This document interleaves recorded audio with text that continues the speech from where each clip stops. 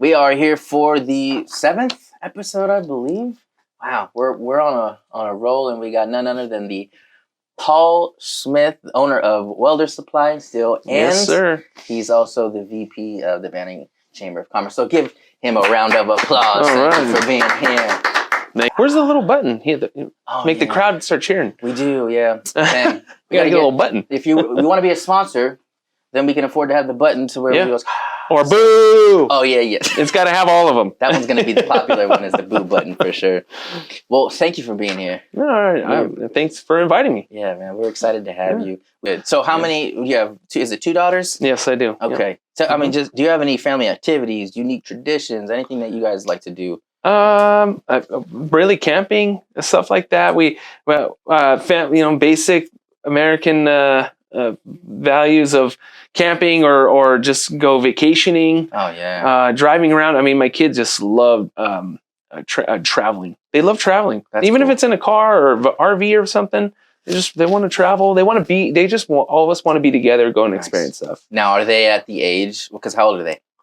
My oldest is 15. Okay. My youngest is 14. Are they in the mode where they are actually outside enjoying nature, or are they the tech babies where they kind of like the iPad and stuff? My oldest likes to do a lot of activities. My youngest does too, actually. But I can see that my younger one wants to watch. She loves laying on the couch with me, watching movies. Okay. Spending time with me. I love cuddling up with her, nice. But my oldest not much a big cuddler, but she wants to just do all the fun activities with me. She's the active one. Yeah, she's a little more active. Yeah. Now, is she the one that does archery, or is that the younger one? Yes, no, the older one does archery. Isn't that cool? When I found out your daughter was doing that, I was like, that's such a unique thing to get involved in. She impressed me with that. My oldest impressed me with her ability to be able to pick up archery so fast, and I just invested right away. I was like, this seems to be your thing. Let's get you involved. Well, yeah, might as well. Yeah. Right? Yeah. My younger one, she stuck with cheerleading for years. Mom, she coached the cheer team a lot, and she got my youngest got really good at cheerleading, and she's really good choreography stuff. She loves singing, stuff like that. So now, was there a romantic story that how you and your wife met? Or was it just like, hey, this is who I am. You wanna get married? I'll say this is she was in a bad relationship, and I got her out of. You were the hero. There you go. That's right. I don't know. There's a lot of them out there like that, but yeah, I got her out of a relationship that she wasn't happy in, and I've always kind of had a thing for her, but I left it alone, and then time went by, and she's like, I want out. Nice. Well, I mean, not all superheroes wear capes. That's right. That's right. I feel like I was our knight in shining armor. That's right. How old were you when you guys met? 2004. Okay. That's when. And how long have you guys been married now? Oh boy. Uh-oh. I'll put him on the spot. We're gonna have to cut the scene and then go back to the.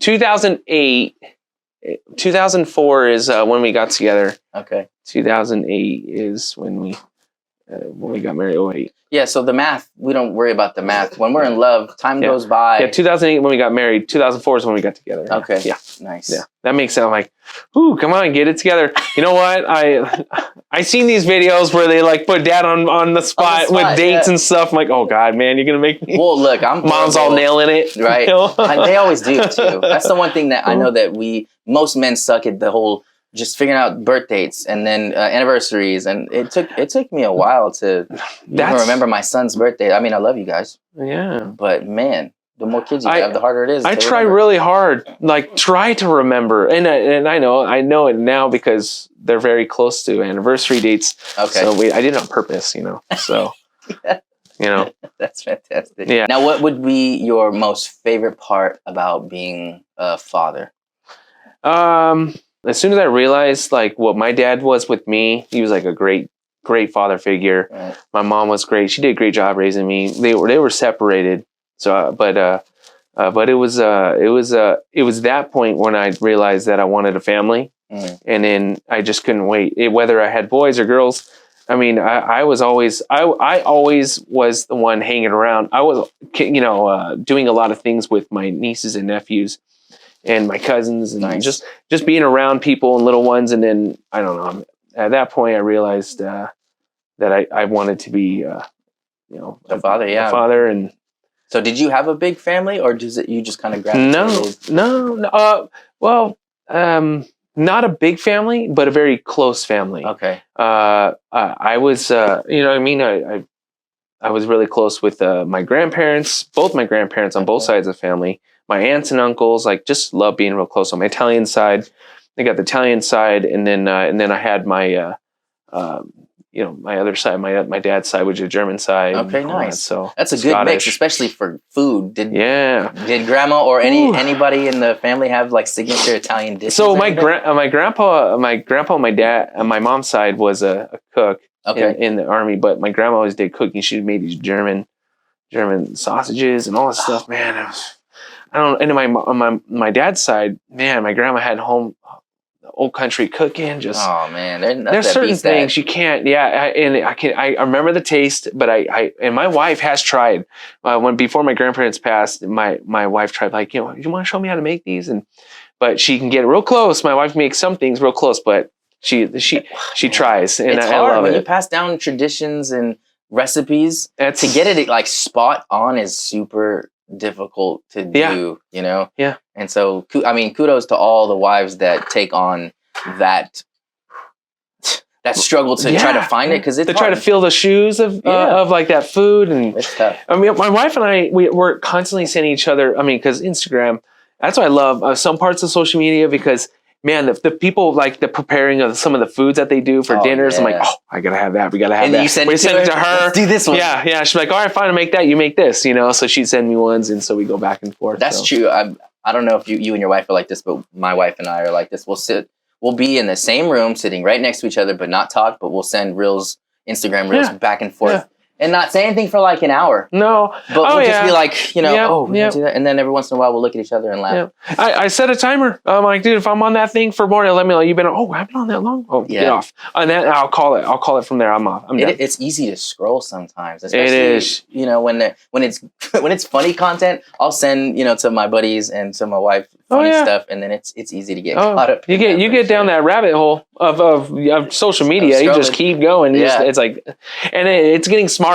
I don't know if you know, but when you start scrolling, it knows what you want to see, what you want to hear, and it keeps you locked in, man. Does. You're like, get out, Yeah, that's a whole world it's smart. That gets you. It's smart, man. Yeah. Well, I love that you brought in a little bit of the food aspect and the local. Yes. Because I'm a huge. I think we both are the same in the sense that we love supporting local, because there's things that you can't you can't. Imitate, like your grandma's Italian food, and if you have a local restaurant like that, they're so important to support when it's just a local mom and pop, because those recipes aren't corporatized to be the same everywhere else. Well, and we look forward to that. I mean, I know Banning and Beaumont, like when a smaller family opens a restaurant compared to like a corporate. But it's one of the bigger questions is when you get home and you ask the wife, like, what do you want for dinner? I don't know. What do you want? Yeah. Oh my God, I can go back and forth. Yeah. It's like and our favorite spot for a while was Marla's, and then that went down. So then I don't know, we have a couple of different spots now. They're kind of growing. Things are kind of expanding. So it's good.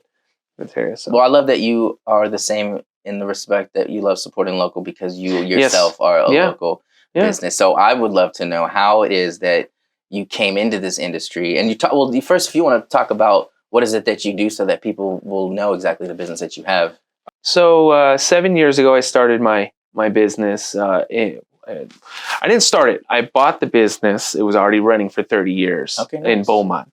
I moved the business from Beaumont to Banning. The welding industry is, I've always been intrigued by it. And I liked it. My dad taught me welding. Nice. I wasn't a welder before this. I actually wanted to be a business owner. And I kind of want to step into something that I like doing. So I liked welding, and I saw an opportunity of a business that was for sale, and I took advantage of it. Nice. and I got started. And how long ago was that? 7 years ago. Yeah. Wow. That was kind of the next question that I had for you, was what inspired you to join that specific. So your dad was a welder? Not for trade, just things that Hobby? him and I built go-karts together. Nice. And my dad was a machinist for trade, and he did a lot of machining work and stuff, and he'd have to, when you're machining stuff, you weld stuff too. So he taught me some welding, and I don't know. I helped do mechanic stuff and all this stuff with him, but welding always kind of was fun for me. Nice. Now, I think that's a perfect way to segue into your classes that you provide. Are you still doing that? Yeah. So, welders. So I have two businesses. Right. I have the supply side, which is the gases, the steel, all the welding, safety stuff, and everything. And then we have the classes, the workshop. Right. The workshop is based on be honest with you, I saw an opportunity. What it was I had customers coming to me, and they wanted to learn how to weld. They're like, "Hey, do you know anyone that mind teaching me how to weld?" Or I sold them a machine. Like, would you mind? And it was me. I would actually go to the person's house. If I sold them a machine, I'd take my time to teach them a few tricks. Nice. And then, or I'd send my guys like, "Hey, you mind going down there and show them?" Because I taught my guys how to weld, and then they would go and teach the customers how to feel comfortable with it, or if they're doing something wrong or something. And it was like, you know what? I built this list of people's names and emails. Like, let us know when you start something. I don't think about starting something. Also, when we started the workshop, boom, it was like we were busy. Mm-hmm. Like everybody signed up. It was like, oh man. And it's kind of tapering off now. We're kind of trying to get a little bit more people coming in. I'm sure. Yeah. But man, the workshop is probably I'm going to be honest, it's more fun than my supply side, because I just love it. It's more interactive too. I'm not the instructor, but I run the whole program, and then my instructor makes sure that he takes care of the students. He cuts all the material. He's there teaching, but I make sure that everything's kind of flowing as far as the owner. Now, how long are the courses usually? Each course is a month long now. Okay. MIG, TIG, and stick. And how often do they come in? Do they come into the shop? Who? The students or the people that want to take the courses? They can come in the shop and sign up. They can go to the website and sign up. Okay. We have a social media. Jeff does a great job at keeping up and keeping active with the social media. Nice. So yeah, they can sign up in any fashion they like. Okay. They can. Is that the most applicable ways for people to go onto the website or call into the shop and say, "Hey, we're interested in these courses"? No, it's email based. Oh, really? I feel that we get way more people emailing, "I'm really interested in this course," because they go to the website and they say, "Click here if you're interested in signing up." They click there and it says, it gives you information, and then they can ask questions and get what are you interested in wanting to learn how to weld? They always have a bunch of questions. So email seems to be like always the fastest way. Well, that's good to know. And the reason why I say that is because if there's any, let's say, college, high school students that are coming into that industry that may be wanting to get exposed to something like a trade like welding, then that would be a good way for them to at least try to learn and see, is there an age? Yeah. So I kind of try to find. We kind of reach out to the public first. Right. Yeah. We let people know if there's anyone, my customers. So those are the people. What I'm trying to do is I'm trying to get kids who are coming out of high school. Our workshop's nice because it's a month long, it's inexpensive, and it lets someone know. We give them enough training where you walk in not knowing anything, come out feeling like you learned something, and you feel good about it. Right. You built some projects. So there's a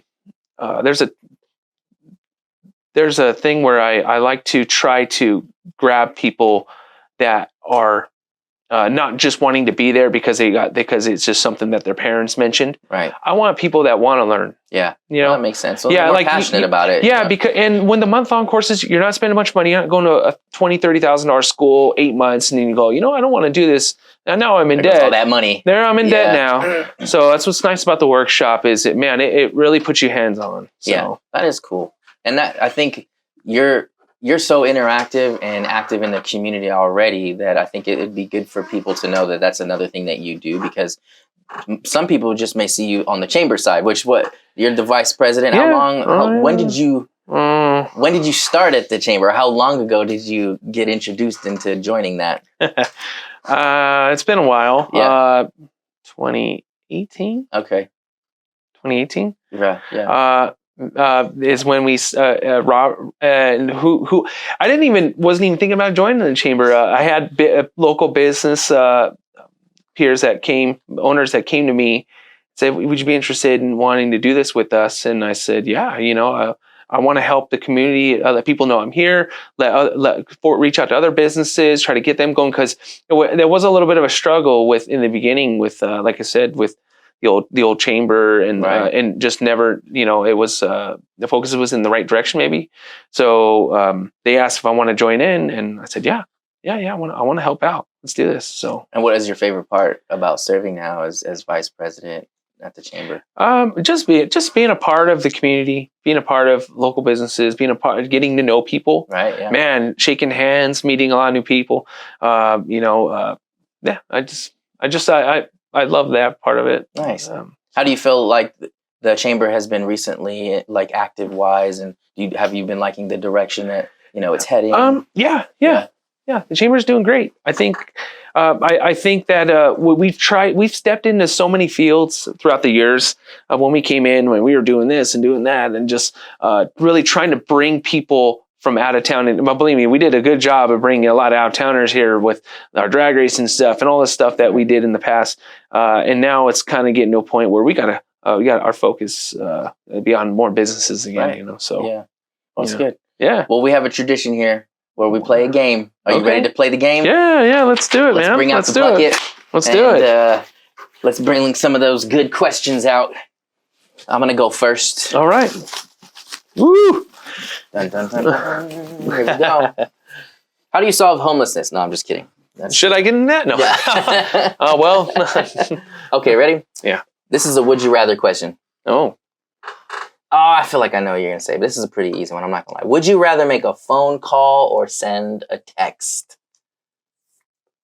Oh. I guess it's what you No, it's hard. It's about. That's hard to say, man, because I do text messages.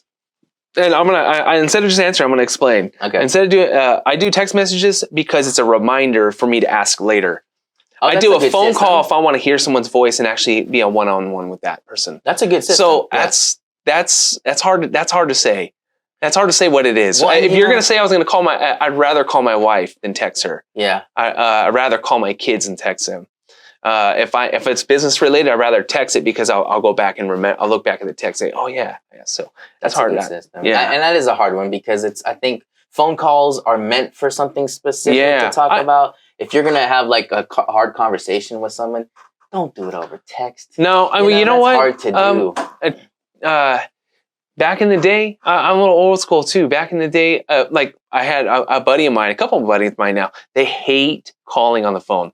They hate calling. They hate calling me. They hate talking on the phone because they feel like that dead silence or whatever. But man, I'll keep the conversation going, man. Right. I'm calling you for a reason. We're gonna talk. Let's say what's up. Are they introverted? Do you feel like that's why? No. I just feel that they maybe they can think about their answer.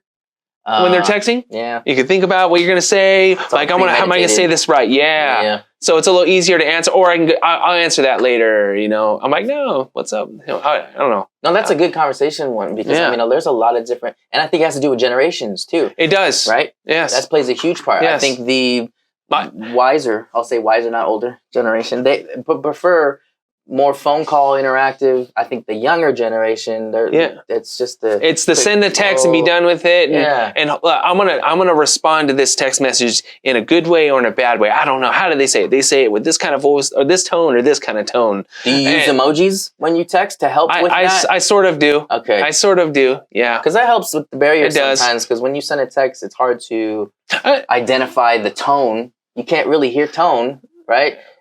So exclamation points, emojis, they kind of help with the, I don't know, what the feeling is. My wife has the emojis where it's like her face and her, and she does those. I love that. Do you send, well, I don't know if it's GIF or GIF. It's to be determined. But do you send those? Sometimes. Depends. Yeah, I don't use them as often. I like to see when people send me stuff, it's funny. But I really don't send those that often now. That's a good one though. That's okay. All right, so it's me. All right. Yep. So, all right, here we go. Huh. Uh-oh. All right. Uh-oh, I don't know if I like it. Would you rather lose your keys or your cell phone? Holy moly.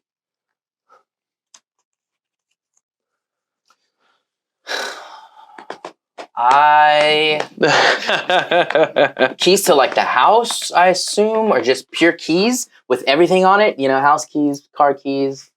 Yeah, that's hard. Chamber keys. Yeah, how you gonna work? Oh my goodness. How you gonna get to work if you lose your keys? I guess you can hop on the bus, but you know what I'm saying? You don't need keys to get a bus, right? Yeah, you're gonna call. That's tough because there's pros and cons. Because if you lose your keys, you have your phone to try to figure something out. You know, if you have spare. I want to be honest. You know, the whole cell phone thing. I mean, there's so many times in my mind I thought like I'm done with this. I don't even want it. Oh, amen to that. You know what I mean? Like it might be sometimes like I know some people that freak out when they lose their phone. Like I lost my phone. I gotta go get a new one. Oh yeah, no. That's because if I lose it, I'm like, well, I'm just gonna go a while and whatever. You know. That's what I love about camping. Because when you're camping, that feeling you have zero service. I kind of freak out. I'm not gonna lie. The first day that I'm there, it's weird to me because my phone is such a huge part of my communication for business, for chamber, for anything that I do. And so the first day I'm like, I feel weird, but then the second day I'm like, man, I love this. Yeah. Now my focus is in somewhere else. Yeah. Yeah. So you know what? Maybe you're right. That's a great point. Maybe shoot, I'm gonna lose my phone today. Yeah. See, phone it is. All right, one more. I'm gonna ask you one more. Go for it. That was a good one. These are great questions. Yeah, I like it. Yeah. Okay. Ooh, this is a good one. Would you rather be a kid your whole life or an adult your whole life? You know what? That's an easy one. I'm already a kid in an adult body. An adult body? Except you just wake up sore? Yeah. I want to. Did I tell you I played basketball with my kids the other day for like an hour? Yeah. And I felt great. You want 2 hours later? Yeah. And then the next day, I was like, that's the thing. You want to be a kid because you. How many times are you at an age where you see someone do something, the younger age? I see some guy skateboarding or skiing or something, doing something cool. I'm like, man, I want to do that, but I can't do that. No. I'm old now. I know. I'm old. I'll end up breaking a bone like right away. I can't recover from that easy. No, I would say kid. I'd rather be a kid. Yeah, for sure. Yeah, oh, yeah. Adult. Oh, yeah. Exactly. Free rent. Oh, yeah. Free food. Yeah. Everything is free. I mean, Louise. You know what? The whole a stage when you're young, when you're flirting with girls and your boys. It's all new. Oh, I love that. Yeah. I miss high school. Yeah, I do. I enjoyed every bit of it. Yeah. You know. Yeah. I live curiously through my daughters. Yeah. Like what'd you do today? I want to know about school. Yeah. Like how was it? Yeah, fun. You know. So, yeah, that was a great time growing up for sure. I think I agree with you in that sense. It's just an easier life. Yeah. Yeah. You know, I love it. Yeah. No, yeah, same here. That was a great Do I get to go for another one? Okay, fine. You can do one more. All right. One more for you. All right. Oh, no. All right. Well, this is interesting. Would you rather be able to talk with animals or speak all foreign languages? Oh, I honestly would probably do the foreign languages. I don't think I would like enjoying having any conversation with an animal. Like, I don't know any scenario where I would be like, wow, I really wish I could talk to this elephant right now. Oh yeah.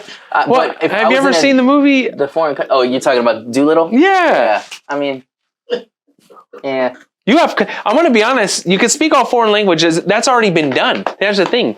It's already been done. It's talking to animals, man. Now you got the power of something. You can be an animal whisperer. It puts you in a whole different. Yes. Well, you are a salesman. I do see that. Yeah, you see the kind of money. You can see the kind of value you have in that. Yeah, because then you could, you could be that person that says, hey, would you like me to translate what your dog is going to tell you? Yes. In your own home? Yes. Oh my God. 1-800-ANIMAL whisperer. Oh my God. You'd be locked in, man.